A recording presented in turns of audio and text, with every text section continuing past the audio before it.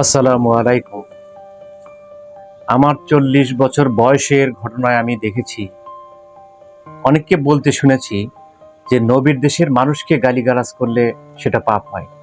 আমি এই ধরনের ঘটনা অনেকবার প্রত্যক্ষ করেছি যে লোকেরা তর্ক বিতর্ক করছে এবং বলছে যে নবীর দেশের মানুষকে গালিগালাজ করা যায় না, গালিগালাজ করলে পাপ হয়। এরকম বাংলাদেশ সহ বিশ্বের বিভিন্ন দেশে মুসলমান বসবাস করে। এই সকল মুসলমানগণ ধর্মে এত বিশ্বাস করে যে তারা আল্লাহ রাসূল যে স্থানে জন্মগ্রহণ করেছে সেই স্থানের লোকজনকে গালিগালাজ করা পছন্দ করেন না এবং এটাকে পাপ কাজ বলে মনে করেন। নবীর জন্মস্থানকে নিয়ে সারা বিশ্বের মানুষের কত ভালোবাসা, এই ভালোবাসাকে তুচ্ছ মনে করে, ঘৃণা করে মুখোশ করে আছেন সেখানকার মোহাম্মদ বিন সালমান। এমন মুখোশে আবৃত কোনো কথা বলার সুযোগ নেই চলমান যুদ্ধ বিগ্রহ নিয়ে। চলমান ইহুদি ও ইরানের যুদ্ধ নিয়ে মোহাম্মদ বিন সালমানের চুপ থাকা তার নিজের কাছেই মৃত্যু যন্ত্রণার মতো একটা যন্ত্রণাদায়ক বিষয় হয়ে দাঁড়িয়েছে। যে মুখোশ এমবি সালমানের চরিত্রে অতপ্রতভাবে জড়িয়ে আছে তা আজকে উন্মোচন করব ইনশাআল্লাহ। এমবি সালমানের শুভাকাঙ্ক্ষীরা অথবা ইউটিউবে প্ল্যাটফর্ম ভাবতে পারে আমি এমবি সালমানের বিরুদ্ধে কথা বলছি। না, আমি কারো বিরুদ্ধে কথা বলছি না, কারো বিরুদ্ধে আমি কথা বলি না। আমি যেটা বলি সেটাতে সবার কল্যাণ নিহিত থাকে। এখানে এমবি সালমান তথা সারা বিশ্বের মানুষ উপকৃত হবে। কিভাবে মানুষ উপকৃত হবে? ধরুন এমবি সালমান ব্ল্যাকমেইলের শিকার হয়ে আছে। এমত অবস্থায় ব্ল্যাকমেইলকারী যা যা বলবে এমবি সালমান তো তাই করতে বাধ্য। আসলে কি তিনি ব্ল্যাকমেইলের শিকার হয়ে আছে? কিন্তু কেন বা কিভাবে? আমি নিশ্চিত করে বলবো না, তবে কিছু নিদর্শন বা তথ্য প্রকাশ করছি। প্রথমে বলতে চাই, ওনার সৌদি রাষ্ট্রপ্রধান হবার কোনো সম্ভাবনা ছিল না।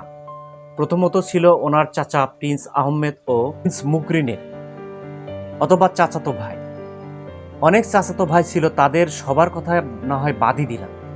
নিজেরা 5 ভাই ছিল, এই 5 ভাইয়ের মধ্যে এমবি সালমান চতুর্থ। তো আগের 3টা ক্ষমতা না নিয়ে এমবি সালমানকে কেন ক্ষমতা দিল? যদি পর্যায়ক্রমে বিবেচনা করি তবে প্রিন্স আহমদ, আর যদি যোগ্যতার দিক দিয়ে বিবেচনা করি তবে সৌদির বাদশাহ হবার কথা প্রিন্স আহমেদের, অর্থাৎ এমবি সালমানের চাচা, যাকে তিনি বন্দি করে রাখেন। যেহেতু বন্দি করে রেখেছেন সেহেতু সেখানে বিশেষ কোনো ঘাপলা আছে বা কোনো ঘটনা আছে। আর এখানে ঘাপলা আছে, আর যেখানে ঘাপলা আছে সেখানে সাংবাদিক বা মিডিয়া লেখালেখি করবে, জানাজানি করবে, প্রকাশ করবে, এটাই তো স্বাভাবিক, তাই না? আর সকল প্রচারণা বন্ধ করতে পারলেও হয়তো একজন সাংবাদিকের মুখ বন্ধ করতে পারছিলেন না, আর তিনি হলো জামাল খাশোগি। এই সাংবাদিককে তুরস্কের ইস্তাম্বুলে সৌদি অ্যাম্বাসির ভেতরে নির্মমভাবে হত্যা করা হয় 2018 সালের 2 অক্টোবর। এবং এই মামলার তদন্ত করেছে মার্কিন যুক্তরাষ্ট্রের গোয়েন্দা সংস্থা সিআইএ।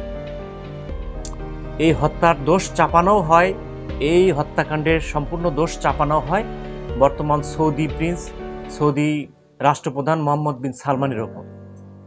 দেখুন তার তৎকালীন ভিডিও। সৌদি যুবরাজ মোহাম্মদ বিন সালমান নিজেই সাংবাদিক জামাল খাশোগি হত্যা মিশনের অনুমোদন দিয়েছিলেন। মার্কিন গোয়েন্দা প্রতিবেদনে নিশ্চিত করা হয়েছে এই তথ্য। শুক্রবার গোপন সে প্রতিবেদন প্রকাশ করেছে ওয়াশিংটন। মানবাধিকার লঙ্ঘনের দায়ে সৌদি আরবকে জবাবদিহি করতে হবে বলে যে হুঁশিয়ারি দিয়েছেন মার্কিন প্রেসিডেন্ট জো বাইডেন। শুক্রবার অবমুক্ত করা মার্কিন গোয়েন্দা প্রতিবেদনে আনুষ্ঠানিক রূপ পেল সে অভিযোগ।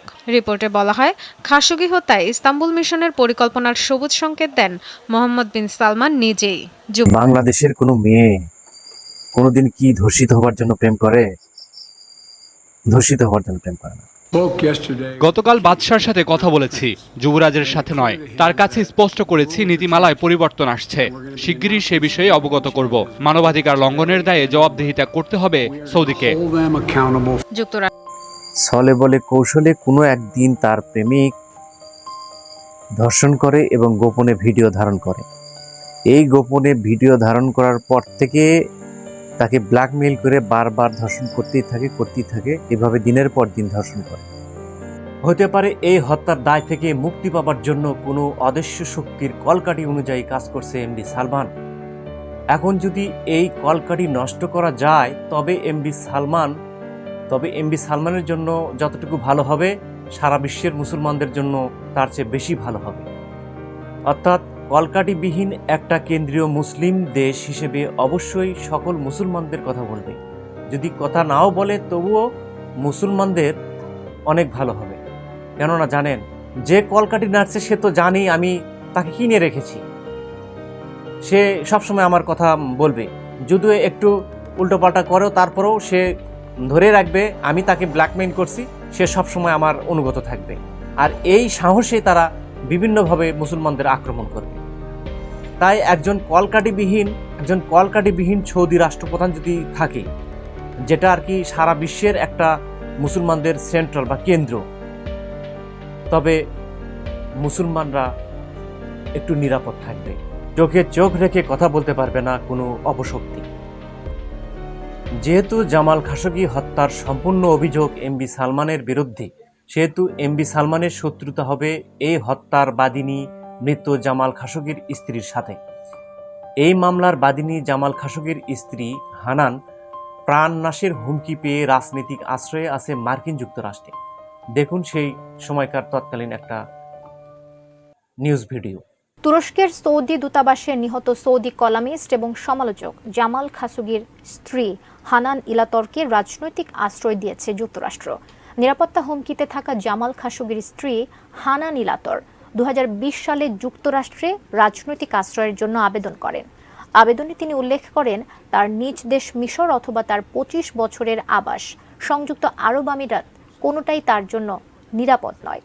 বিবিসি এক প্রতিবেদনে জানিয়েছে তাকে অনির্ধারিত সময়ের জন্য রাজনৈতিক আশ্রয় দিয়েছে যুক্তরাষ্ট্র, যা কিছুটা দেরি হলেও শেষ পর্যন্ত বাইডেন ইলাতরের জন্য যুক্তরাষ্ট্রে রাজনৈতিক আশ্রয়ের দরজা খুলেছেন এবং তাকে ভয় থেকে মুক্ত করেছেন। স্ত্রী হানান সৌদি আরব তথা এমবি সালমানকে নিরাপদ মনে করেননি, তাই তিনি মার্কিন যুক্তরাষ্ট্রের রাজনৈতিক আশ্রয়ে আছেন। রাজনৈতিক আশ্রয় মানে কি ফ্রি ফ্রি খাওয়া দাওয়া, তাই নাকি? রাজনৈতিক আশ্রয় মানে ফ্রি ফ্রি খাওয়া দাওয়া? রাজনৈতিক আশ্রয় দেয়া হয় ভবিষ্যতে বা রানিং কিছু উসুল করার জন্য, কিছু ফায়দা লোটার জন্য। 2018 সালে এমবি সালমান যদি হানানের স্বামী জামাল খাশোগিকে সত্যি হত্যা করে থাকে, আর যেহেতু স্ত্রী হানান ইউএসএ বসে থেকে এমবি সালমানের বিরুদ্ধে বিদ্বেষ পোষণ করে, তবে এমবি সালমানের সাথে ইউএসএ এর এত ঘনিষ্ঠতা কিসে? আপনি যদি যুদ্ধাহত মুসলমানের পক্ষে থাকেন বা বুকে সৎসাহস থাকে, তবে শেয়ার সহ কমেন্টস করে জানান। আল্লাহ হাফেজ। আজকের মতো এ পর্যন্তই। আসসালামু আলাইকুম।